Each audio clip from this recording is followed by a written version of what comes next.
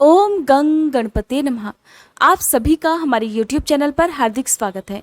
आषाढ़ मास के कृष्ण पक्ष की संकष्टी चतुर्थी को कृष्ण पिंगल चतुर्थी भी कहा जाता है और इस दिन भगवान गणेश के कृष्ण पिंगल अवतार की पूजा की जाती है। मान्यता है कि इस दिन गणेश जी की पूजा विधि पूर्वक करने से भक्तों के सभी प्रकार के कष्ट दूर हो जाते हैं और उन्हें सुख समृद्धि की प्राप्ति होती है। मान्यताओं के अनुसार कृष्ण पिंगल का अर्थ सांवला, धुआं और नेत्र है और यह पर्व आषाढ़ मास में प्रकृति के महत्व को बताता है। संकष्टी चतुर्थी के दिन चंद्र दर्शन का भी विशेष महत्व है।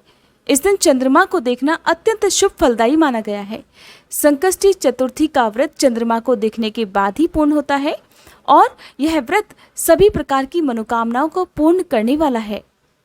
संकष्टी चतुर्थी के दिन व्रत रखकर विघ्नहर्ता भगवान गणेश जी की पूजा करने से संतान से जुड़ी समस्याएं दूर होती हैं, आर्थिक परेशानियां दूर होती हैं, शिक्षा में सफलता प्राप्त होती है, व्यापार में वृद्धि होती है, मान सम्मान की प्राप्ति होती है और अपयश का यानी कि बदनामी का यदि योग है तो वह योग भी मिट जाता है। संकष्टी चतुर्थी के दिन पूजा करने के लिए सुबह जल्दी उठकर स्नान करना चाहिए। स्नान करने के बाद साफ स्वच्छ पीले वस्त्र या नारंगी रंग के वस्त्र धारण करने चाहिए। फिर गणेश जी की पूजा करने के लिए एक चौकी तैयार करें। उसमें लाल या पीला साफ वस्त्र बिछाएं। चौकी पर भगवान गणेश जी की प्रतिमा या तस्वीर की स्थापना करें। रोली चंदन से भगवान गणेश जी को तिलक करें। भगवान को फल, फूल, माला और दूर्वा अर्पित करें। गणेश जी को उनके प्रिय लड्डू और मोदक का भोग लगाएं। इसके बाद व्रत की कथा पढ़ें और सुनें और फिर आरती करके अपना उपवास प्रारंभ करें। रात को चंद्रमा को अर्घ देने के बाद ही अपना व्रत खोला जाता है। इस व्रत को खोलते समय आप मूंगफली या साबूदाने का सेवन कर सकते हैं। संकष्टी चतुर्थी के दिन अन्न का या नमक का सेवन नहीं करना चाहिए। रात को चंद्रोदय के समय सबसे पहले चंद्र देवता की पूजा की जाती है। इसके लिए एक कलश में जल, दूध, अक्षत और फूल मिलाकर चंद्रमा को ओम सह चंद्रमसे नमः इस मंत्र का 3 बार जाप करते हुए अर्घ दिया जाता है। फिर हाथ जोड़कर प्रणाम करने के बाद अपनी ही जगह पर खड़े होकर 3 बार परिक्रमा की जाती है और इस प्रकार ये व्रत पूर्ण हो जाता है।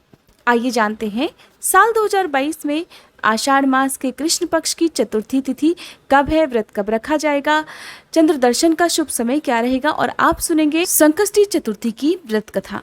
साल 2022 में आषाढ़ मास के कृष्ण पक्ष की चतुर्थी तिथि है 17 जून को और क्योंकि इस दिन शुक्रवार है इसलिए विघ्नहर्ता भगवान गणेश के साथ साथ माँ लक्ष्मी जी का आशीर्वाद पाने के लिए लक्ष्मी जी की पूजा भी करनी चाहिए।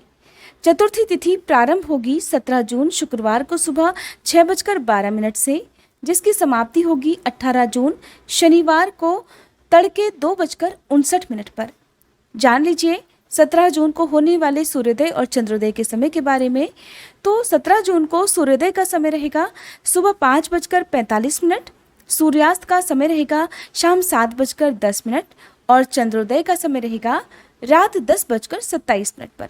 इसलिए संकष्टी चतुर्थी का व्रत इस दिन देर रात में ही खोला जा सकेगा। चतुर्थी तिथि के दिन विघ्नहर्ता भगवान गणेश जी की पूजा दोपहर के समय की जाती है। तो दोपहर के समय जो अभिजीत मुहूर्त है उस समय गणपति की पूजा करना सबसे उत्तम रहेगा।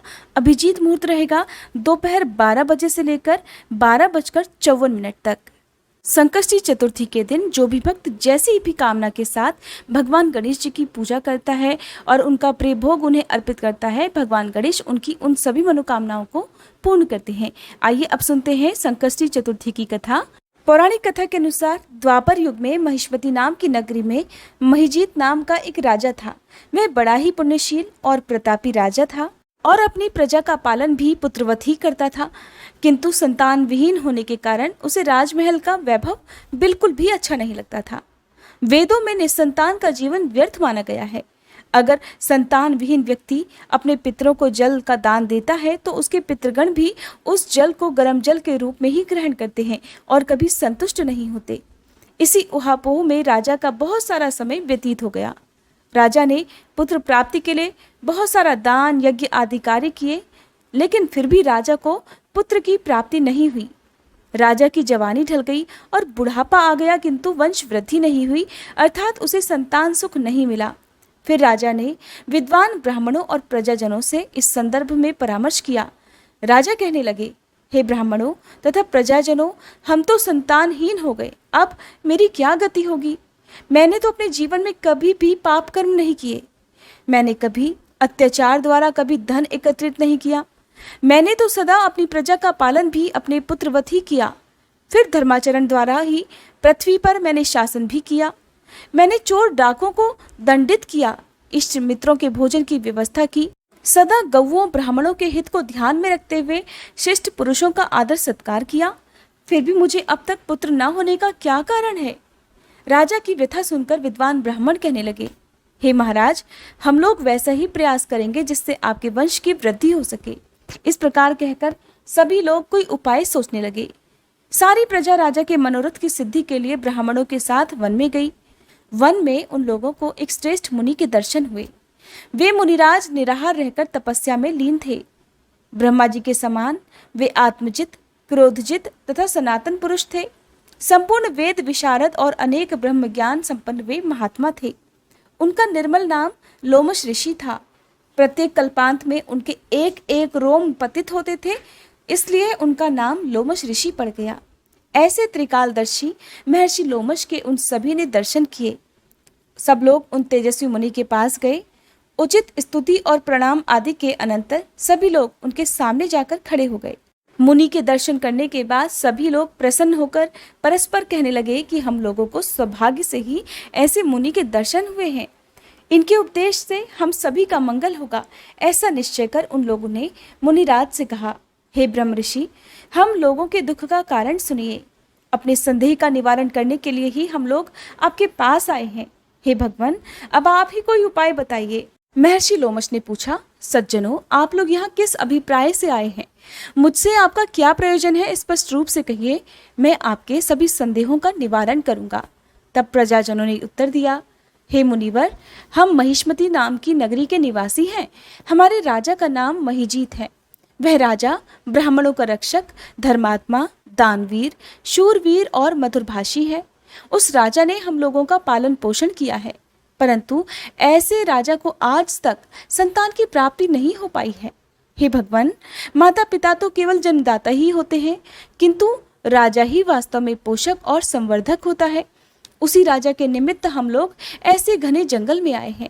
हे महर्षि, आप ही कोई ऐसा उपाय बताइए जिससे राजा को संतान सुख की प्राप्ति हो सके, क्योंकि ऐसे गुणवान राजा को कोई पुत्र न हो। ये तो बड़े दुर्भाग्य की बात होगी मुनिवर। हम लोग परस्पर विचार विमर्श करके इस गंभीर वन में आए हैं। उनके सौभाग्य से ही हम लोगों ने आपका दर्शन किया है।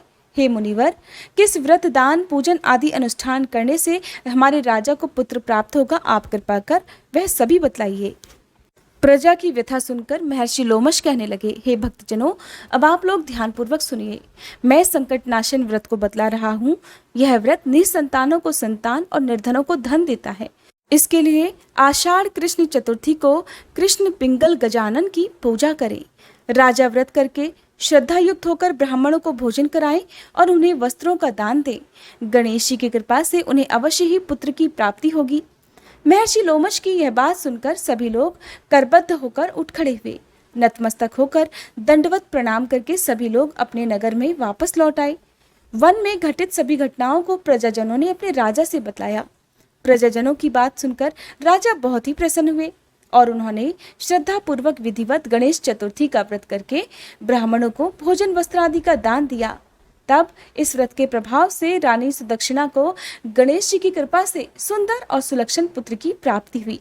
इस प्रकार संकष्टी चतुर्थी के दिन जो भी भक्त जैसी भी इच्छा को लेकर भगवान गणेश जी की पूजा करता है, विघ्नहर्ता भगवान गणेश उनकी सभी परेशानियों को दूर कर उनकी मनोकामनाएं अवश्य पूर्ण करते हैं। ये थी कृष्ण पिंगल चतुर्थी की कथा। अगर आपको वीडियो पसंद आई हो तो वीडियो को लाइक करके कमेंट बॉक्स में गणेश भगवान की जय लिखकर आप हमारे चैनल को सब्सक्राइब भी जरूर कीजिएगा, ताकि आने वाली सभी वीडियोस की जानकारी और सभी कथाओं की जानकारी आपको हमारे चैनल पर मिल सके।